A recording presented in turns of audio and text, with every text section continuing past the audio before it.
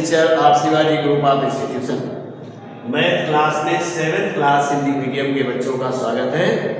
तो बच्चों, इस क्लास में चैप्टर 11 व्रत के बारे में अध्ययन करेंगे और ये अब आपका कोर्स अगले यानी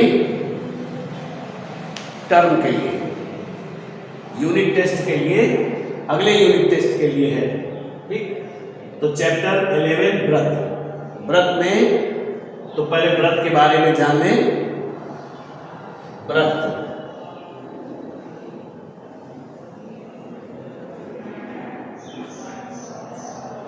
व्रत का मतलब है एक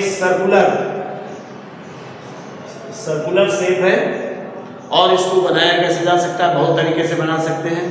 जैसे कोई कॉइन या सिक्का लेकर के और रख करके आसपास उसके पेंसिल से घुमा दें तो भी व्रत बन जाएगा। कोई व्यंजन या चूड़ी ले लें, चूड़ी को रख करके और व्रत खींच दें, उसके चारों तरफ पेंसिल से खींच दें तो वो व्रत बन जाएगा। हम प्रकार की सहायता से भी व्रत खींचते हैं। तो प्रकार में पेंसिल लगा करके जितना आवश्यकता अनुसार, जितना छोटा या बड़ा हमको व्रत खींचना हो, आवश्यकता अनुसार उसको खोल देते हैं। खोलने के बाद नुकीला सिरा एक जगह रखकर और पेंसिल यहाँ पर आ जाता है, उससे हम चारों तरफ घुमा देते हैं जिससे व्रत बन जाता है। अब इस व्रत में जो चीज अभी तक पॉइंटेड हुई है उसको क्या क्या कहते हैं, ये पूरा राउंडेड जो सिस्टम है, लाइन है, इसको कहेंगे परिधि। ये व्रत की परिधि है और ये बिंदु जहां पर नुकीला सिरा आपने रखकर व्रत बनाया था, ये है केंद्र, व्रत का केंद्र। इसको O से रिप्रेजेंट करते हैं या आप कहें तो हम C से भी रिप्रेजेंट कर सकते हैं, क्योंकि इंग्लिश में इसे सेंटर कहते हैं। अब इसकी विशेषता देखिएगा। इस परिधि पर, व्रत की परिधि पर कोई भी बिंदु चाहे जहां पर स्थित हो, वो बिंदु केंद्र से सदैव समान दूरी पर ही होगा। जैसे point A, point B, point C, point D, point E, मैंने बहुत सारे यानी 5 पॉइंट्स मैंने यहां दे दिए। अगर हम इन सभी पॉइंटों को 1 by 1 अगर हम केंद्र से जोड़ दें, AO, AC, AC हमारी क्या हो रही है, इसको C नहीं कहेंगे, इसको O ही कहेंगे। तो AC बराबर होगी OB बराबर OC बराबर CD बराबर DE। उल्टा कह दिया, इसको O कहिए और इसको C कहिए, नहीं बीच में उल्टा हो जाता है। अगर हम देखना चाहें तो कहेंगे AO बराबर OB बराबर OC बराबर OD बराबर OE। ये पॉइंट आई, यानी केंद्र से इस परिधि पर स्थित कोई भी बिंदु चाहे जहां पर स्थित हो, वो सदैव समान दूरी पर ही होगा। यानी AO बराबर OB बराबर OC बराबर OD बराबर OE होता है। और अब इन्हें ही यानी OA, OB, OC को त्रिज्या कहते हैं। ये सभी त्रिज्याएं हैं। OA, OB और OC ये सभी त्रिज्याएं हैं व्रत की। तो व्रत की त्रिज्याएं, अब त्रिज्या की परिभाषा क्या है? त्रिज्या की परिभाषा, परिधि पर स्थित किसी बिंदु और केंद्र के बीच की दूरी को हम त्रिज्या कहते हैं। इस व्रत की त्रिज्या केंद्र और परिधि पर स्थित बिंदु के बीच की दूरी को त्रिज्या कहते हैं। तो ये सभी त्रिज्याएं हैं, OA, OB, OC। और किसी भी व्रत की त्रिज्याएं बहुत सारी खींची जा सकती हैं, असंख्य त्रिज्याएं खींची जा सकती हैं और एक व्रत में सभी त्रिज्याएं समान लंबाई की होगी। अब अगर हम इस व्रत में त्रिज्या के बाद केंद्र से होती हुई एक लाइन ऐसे खींच दें, इसको कह सकते हैं बी ओ और एफ। इसका मैंने नाम दे दिया बी ओ एफ। अब बी ओ एफ क्या है? बी ओ एफ इस वृत्त का व्यास है। व्यास किसे कहते हैं? व्यास परिधि से परिधि तक की दूरी, परिधि से परिधि तक की दूरी जो केंद्र से होकर जाती है व्यास कहलाती है। क्या कहा मैंने?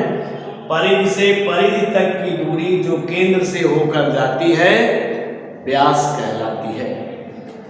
व्यास और त्रिज्या में संबंध क्या होता है? देखो ओ बी आपकी त्रिज्या है और ओ एफ भी त्रिज्या है। तो त्रिज्या को अगर हम आर से रिप्रेजेंट करें तो ये भी आर हो गया, कौन? ओ बी, और ओ एफ भी आर हो गया। ओ बी आर है रेडियस यानी त्रिज्या, ओ एफ भी रेडियस है, त्रिज्या है। अब अगर हम ओ एफ की बात करें तो आर प्लस आर यानी 2r, 2r बराबर व्यास को डायमीटर कहते हैं तो इसको d से रिप्रेजेंट करते हैं। तो 2r = d, ठीक है, यानी त्रिज्या का 2 गुना व्यास के बराबर होता है।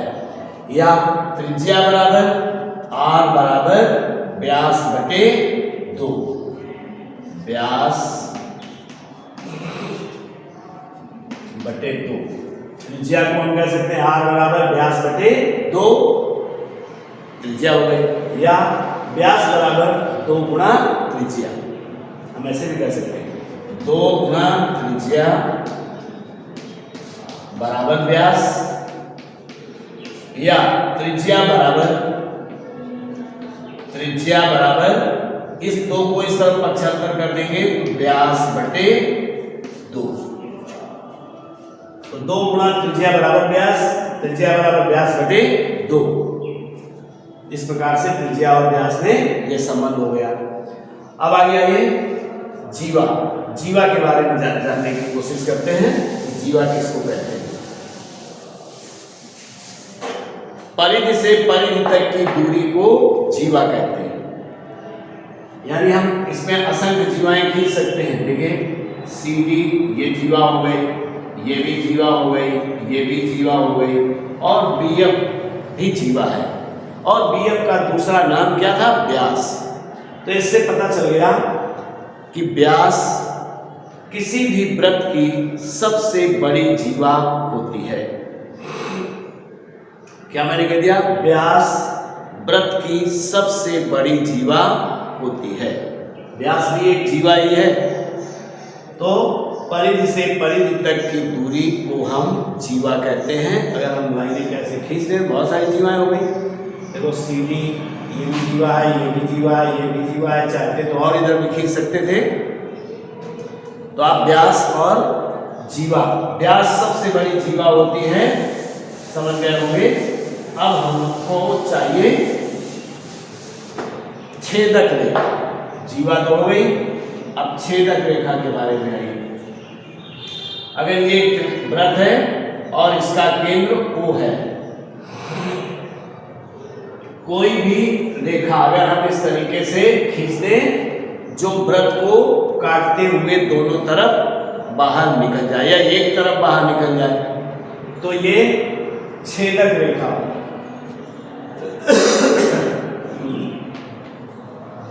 छेदक रेखा। अब यहां से इस पॉइंट से इस पॉइंट तक ये आंतरिक भाग तो जीवा है, लेकिन अगर ये बाहर की ओर निकल गई तो ये हो गया छेदक रेखा। इसको हम छेदक रेखा कहेंगे। अगर ए बी कहें इसको, ए बी छेदक रेखा है वृत्त की। अब आता है चाप। चाप किसको कहेंगे? तो ये एक हमारा वृत्त है और इस वृत्त में केंद्र O है। यहां पर अगर हम कहीं पर वृत्त की परिधि पर कोई 2 पॉइंट ले लें, मान लीजिए एक पॉइंट मैंने इधर ले लिया और एक इधर ले लिया, इसको A कह दिया, इसको B कह दिया, तो ए बी हमारा ये चाप हो गया और ए बी इधर को भी एक चाप हो गया, तो ये दो चाप हो गए, ए बी इधर को और ए बी इधर को, दो चाप हो गए। तो अब एक छोटा एक बड़ा है, तो छोटे वाले को कहेंगे लघु चाप, लघु चाप, और बड़े वाले को कहेंगे दीर्घ चाप, दीर्घ चाप, लघु चाप और दीर्घ चाप। तो अब इस प्रकार से आप चाप समझ गए होंगे। फिर आगे वृत्त में आता है, हाँ वृत्त आप समझ गए होंगे। अब देखते हैं एक्सरसाइज नंबर 11.1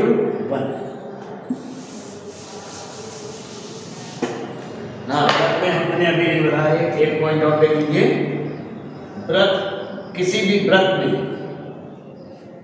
वृत्त के बाहर किसी बिंदु से दो जो स्पर्श रेखाएं खींची जाती हैं। स्पर्श रेखा का मतलब है परिधि पर स्थित किसी बिंदु को टच करती हुई या स्पर्श करती हुई रेखा खींच देते हैं तो वो स्पर्श रेखा कहलाती है। जैसे इस तरीके से हमने खींच दिया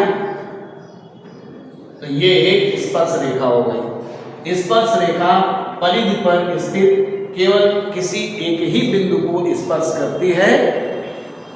मान लीजिए ये P है, तो P बिंदु स्पर्श रेखा का है, यानी ये स्पर्श बिंदु है जहां पर ये रेखा इस वृत्त को स्पर्श करती है या टच करती है।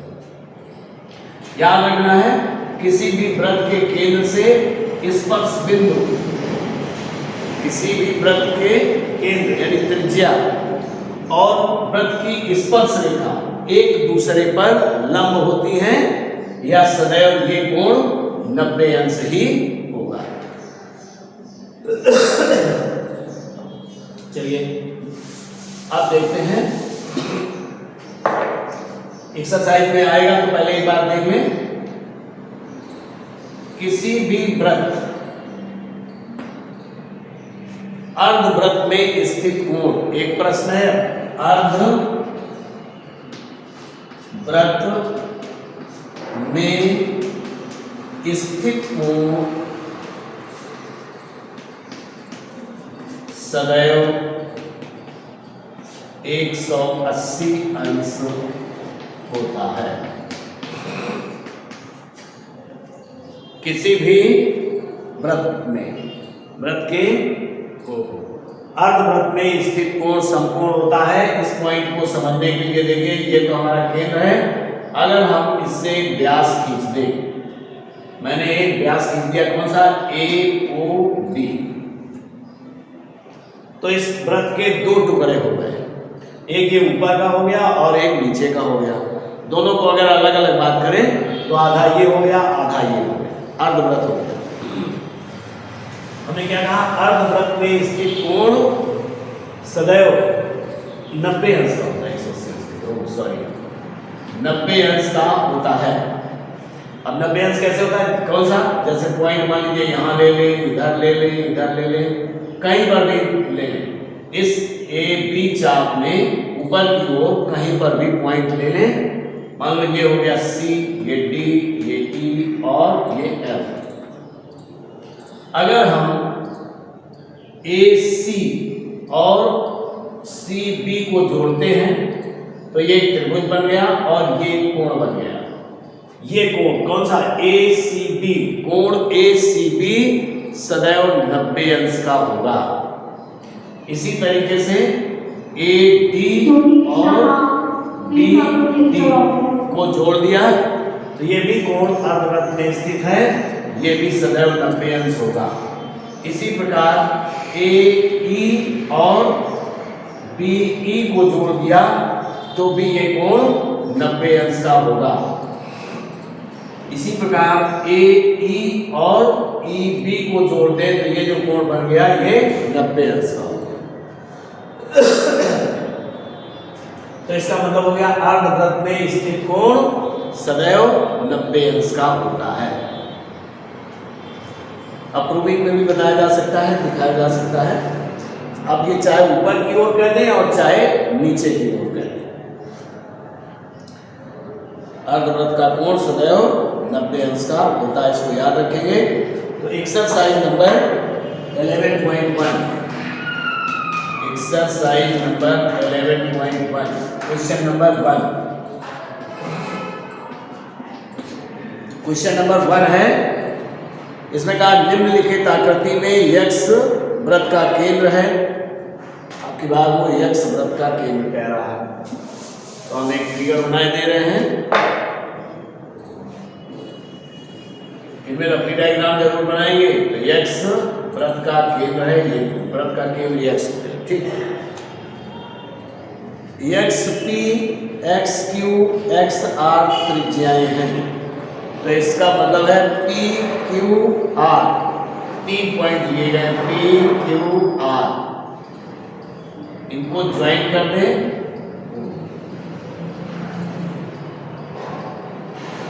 ये हो गया पी क्यू और आर, पी क्यू आर त्रिज्याएं हैं, पी क्यू आर पी और एस टी जीवाएं हैं। अब यहाँ जीवाएं भी खींची गई हैं, पी क्यू, इसको पी आर, और कोई एक और खींच दिया एस टी, मान लीजिए एक और खींच दिया ऐसे, तो एस और टी जीवाएं हैं।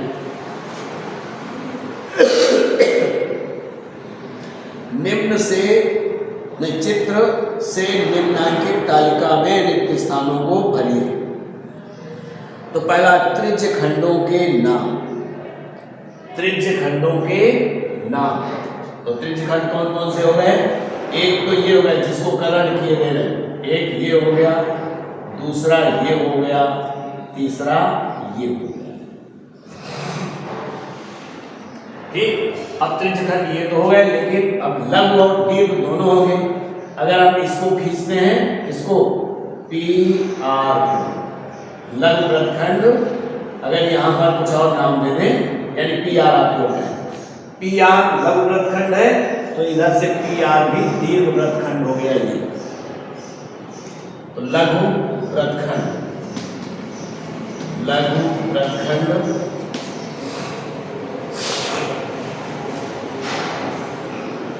त्रिज्यखंड, त्रिज्यखंड और वृत्तखंड। तो पहले त्रिज्यखंड, त्रिज्यखंड और वृत्तखंड। अब इसको हम फिर से बना रहे हैं अलग, तब आप समझेंगे नहीं, ऐसे कोई समझ नहीं है, अलग अलग बनाएंगे।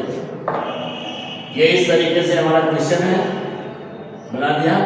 अब इसमें पी क्यू और आर दोनों को ज्वाइन कर दें, तीनों को, और इसको एक्स कर दें, ये एक्स है केंद्र। त्रिज्यखंड बताइए। तो एक त्रिज्यखंड तो ये हो गया, ध्यान देना, जिसको हम ज्वाइन कर रहे हैं, हमने इसको कलर कर दिया, तो त्रिज्यखंड हो गया R X P, R X P, ये त्रिज्यखंड हो गया। दूसरा त्रिज्यखंड हो गया पी क्यू एक्स या P X Q, comma P X Q. अब दो त्रिज्यखंड है, एक लघु त्रिज्यखंड है X R P, R X P, तो दूसरा है पी एक्स आर, यानी एक तो ये लघु वृत्तखंड है और दूसरा इधर से इधर को ये दीर्घ वृत्तखंड। जो बिना कलर बच गया है वो बड़ा दीर्घखंड हो गया, दीर्घ वृत्तखंड। इसी प्रकार से दूसरा आपका ये हो गया, कौन सा? P Q, P X Q, ये। अब पी एक्स क्यू के बाद जो शेष बच गया वो दीर्घ वृत्तखंड हो गया। लघु और दीर्घ दोनों है इसमें, ठीक। इसके बाद ये दीर्घ वृत्तखंड बच गया, ठीक। तीसरा है आर एक्स क्यू, यानी ये पूरे को अगर हम एक कर दें तो ये एक लघु वृत्तखंड हो गया और ये दीर्घ वृत्तखंड हो गया, दीर्घ त्रिज्यखंड। अब देखिए, अब अगर वृत्तखंड की बात करें तो हमको पी आर को ज्वाइन कर दिया, तो ये लघु त्रिज्यखंड हो गया और ये दीर्घ। आर पी को जो पी क्यू को जोड़ दिया तो पी क्यू ये लघु वृत्तखंड हो गया और ये दीर्घ वृत्तखंड हो गया। इसी प्रकार से एस आर कहीं खींचा गया एस टी जिसको मैं ये कलन कर रहा हूँ एस टी में, ये लघु वृत्तखंड है और ये दीर्घ वृत्तखंड है। तो इस प्रकार से आप समझ गए होंगे लघु वृत्तखंड और दीर्घ वृत्तखंड। बस इतना ही बताना था। एक्सरसाइज नंबर 11.1 आपका कंप्लीट हो गया। बच्चों इस क्लास में इतना ही, आगे नेक्स्ट क्लास में। Thank you.